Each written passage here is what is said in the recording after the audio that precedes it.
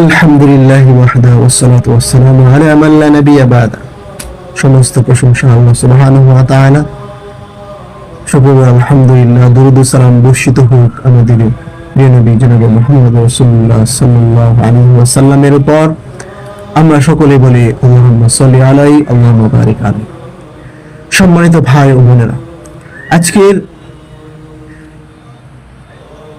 আলোচনা শুরু করার আগে আমি আপনাদের একটা ছোট্ট প্রশ্ন করতে চাই। যদি আজই আপনার জীবনের শেষ দিন হয়, সেই ক্ষেত্রে আপনি কি প্রস্তুত?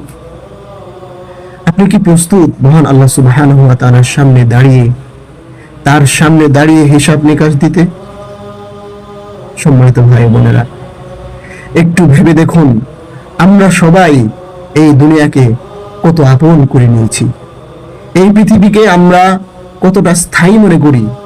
আমাদের ঘর, আমাদের পরিবার, আমাদের ব্যবসা, আমাদের স্বপ্ন, সবকিছু নিয়েই আমরা কতই না ব্যস্ত। কিন্তু একটা সময় আসবে যখন হঠাৎ করেই সব থেমে যাবে। না থাকবে এই ব্যস্ততা, না থাকবে এই দুনিয়ার কোনো সুযোগ সুবিধা, আনন্দ, উল্লাস, সুখ দুঃখ, কোনো কিছুই একদিন থাকবে না। এই সূর্য আপনারা যেটা দেখতে পাচ্ছেন, একদিন এই সূর্য আর উঠবে না। আকাশ আগের মতো আর থাকবে না। এই পৃথিবী যাকে আমরা এত ভালোবাসি, সেই পৃথিবী আমাদের চোখের সামনে ধ্বংস হয়ে যাবে।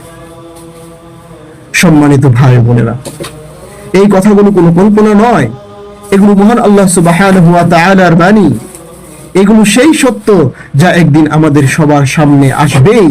আমরা আজ অনেক কিছু নিয়েই চিন্তা করি, রিজিক, সম্মান, ভবিষ্যৎ, আরো কত কি, কিন্তু কখনো কি আমরা ভেবে দেখি যে আমাদের শেষটা কেমন হবে?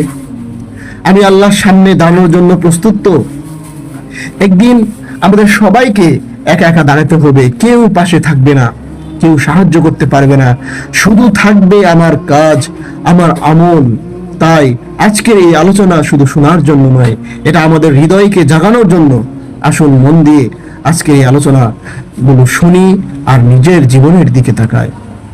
আমি কি সত্যিই প্রস্তুত সেই দিনের জন্য? সম্মানিত মুসলমান, একদিন এই মহাবিশ্ব থেমে যাবে। একদিন সূর্য আর আলো দেবে না, তারকারা আর জ্বলবে না, আকাশ তার নীল রং হারিয়ে ভেঙে পড়বে চূর্ণ বিচূর্ণ হয়ে।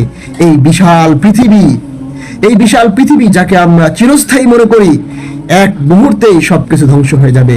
মহান আল্লাহ সুবহানাহু ওয়া তাআলা বলেন, হাল ইয়ানজুরুনা ইল্লা সাআতা আন তা'তিয়াহুম বাগতাতান ফাকাদ জাআ আশরাতুহা। তারা কি শুধু কিয়ামতের অপেক্ষা করছে বা কিয়ামতের অপেক্ষায় আছে?